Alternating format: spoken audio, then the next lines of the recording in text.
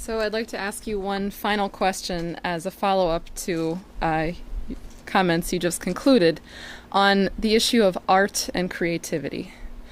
On Monday, in the regular discussion with the LaRouche PAC Policy Committee, you remarked, as you've just done here, that the greatest threat to mankind is that we still tend to think of ourselves in this peasant mentality. We still tend to think and behave as if animals, dependent on sense perception, believing the literality of sense perception. This is also the theme of the report that you've just concluded, called the thesis. On Monday, you stated that the way to overcome this is through something very precious, which is classical art. There you said, we have to understand that music is not only entertainment. That great classical drama is not entertainment, but is a very essential part of reality, without which there is no reality, and that is not understood, because for too long, under the influence of the oligarchical system, we've taken a precious thing like classical music and called it entertainment. Now, I completely agree. Music is not entertainment, at least not in the way that people think of it today. But it is an integral part to the way that the human mind works and the way in which the human mind has access to his own capability to understand truth in the universe. This is completely against the oligarchical outlook. Now, just to add in, there was an interesting interview published this week with the new Pope Francis, and under the subheading within that interview, Art and Creativity, Pope Francis says, "Among musicians, I love Mozart, of course. The Et Incarnatus Est from his Mass in C minor is matchless. It lifts you to God. Mozart fulfills me. But I cannot only think about his music, I have to listen to it. I like listening to Beethoven, but in a Promethean way. And the most Promethean interpreter for me is Furtwängler. And then, Bach's Passions. The piece by Bach that I love so much is the Erbarme dich, the tears of St. Peter in the St. Matthew's Passion. Sublime." So I was wondering if you could comment on this issue of classical art, the human mind, and the access to truth. Yes. It's another example of the case of where people make mistakes about things. People think that numbers and so forth are practical and very important. But that's not true. It's simply not true. Because we have people act on the basis of what? Sense perception. That's what they act on. Now, what does sense perception do? It does exactly what you know sense perception does. It guides you on the basis of sense and so forth, smell sense, right, into following certain tricks. Now, what happens? We find the people who are following these senses completely fail, repeatedly fail, so that when you're following sense perception, you are headed for failure. Now, what do? You have what's called morality. Now, what's the components of morality? Well, components of morality are not really involved in sense perception. They are involved with the effects of sense perception, if you run on that basis alone. But we have what we call morality. And most people don't understand morality. They use the term, don't understand what it means. But it means that you find that, well, let me put it this way to make it come out as a coherent composition. The problem with sense perception is that it's useful for only certain things. It is useless on Mars. It is useless in other situations of that type.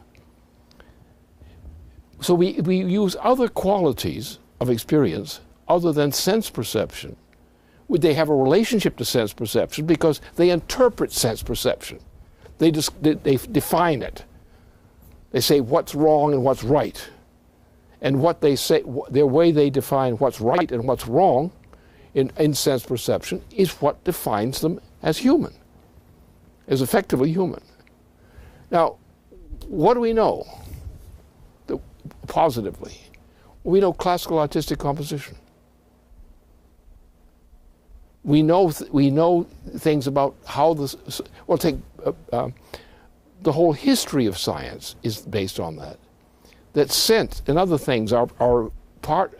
It says, and sense perception is the least important of our capabilities. Sense perception alone defines ignorance, crudity, and so forth. And then something warns you that sense perception is such, if you're following that, greed and so forth ensues. So what do? You've got an insight into how the human mind actually works to solve problems. And that's how I know. And what it is, you are then compelled to do what no animal can do.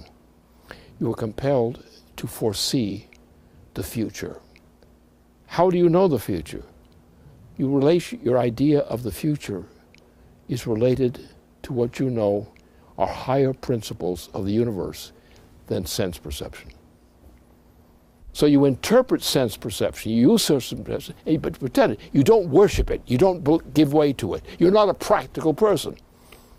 And the meaning of a practical person in the crude sense is you simply follow your nose, your sense perceptions, your possession of this, your pleasure of that.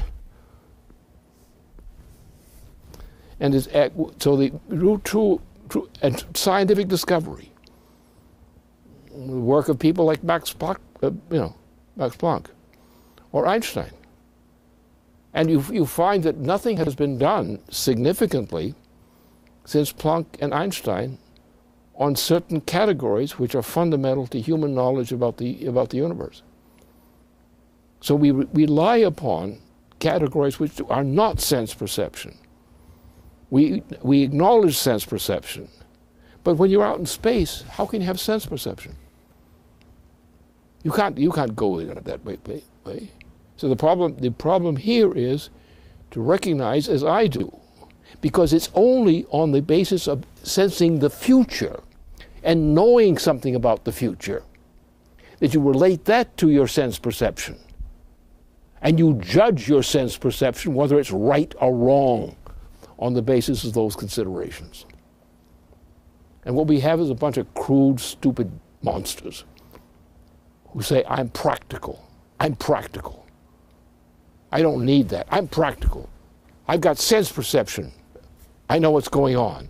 I have sense perception. And what are they? They're brutes.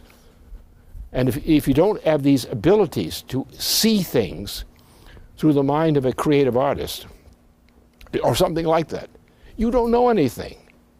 You're just taking a wild guess. But when it comes to your effect on the human species, on mankind in the universe, sense perception doesn't do you any good. You have to have something else, insight to the effect of what you're doing on mankind, on the human species. And the question of understanding what the human species' mission is. Otherwise, how do you know what to do? Most people don't. We have to help them.